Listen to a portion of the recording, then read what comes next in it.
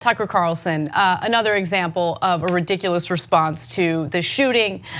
He has been angry at the media in general because he believes that the media makes too many generalizations about things, particularly generalizations in regard to white men after mass shootings happen. Now, if you look at the statistics in the United States, the majority, I'm not making this up, you can look for it yourself. The majority of mass shootings that are carried out in the United States are often perpetrated by young white males. And he hates the fact that people bring that up. And so he decided to make generalizations following this YouTube shooting. Take a look.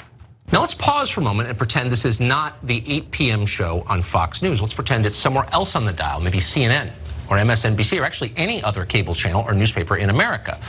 If that were true, by definition, we'd have to draw hard and fast conclusions from this tragedy using the limited fact set available. We don't really know much at this stage, but sweeping dumb generalizations are what the media do, so we would do that. And of course, we'd need a very specific script in order to make those generalizations.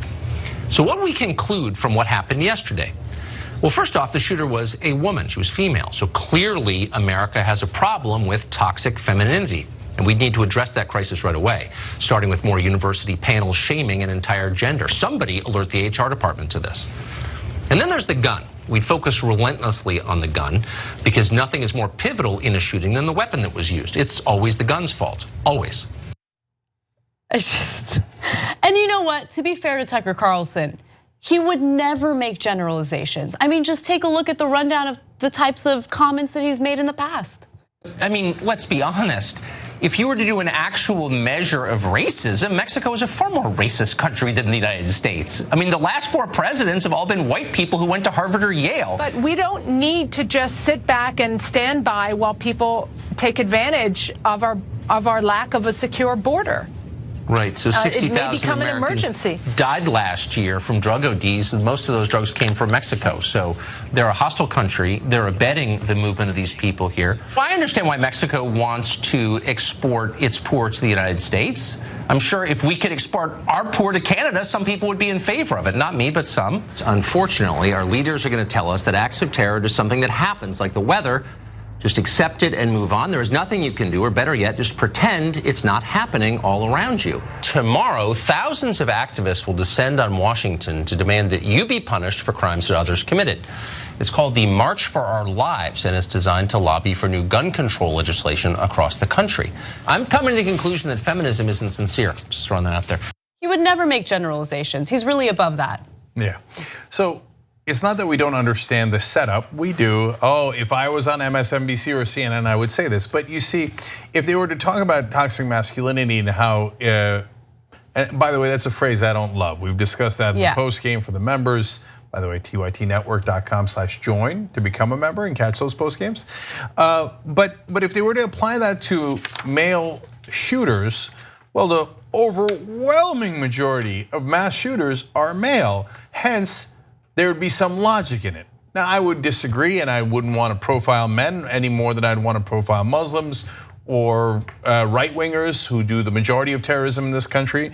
And it's not fair to lump those radicals in with all the right wing in this country, which is about 45% of the country, right?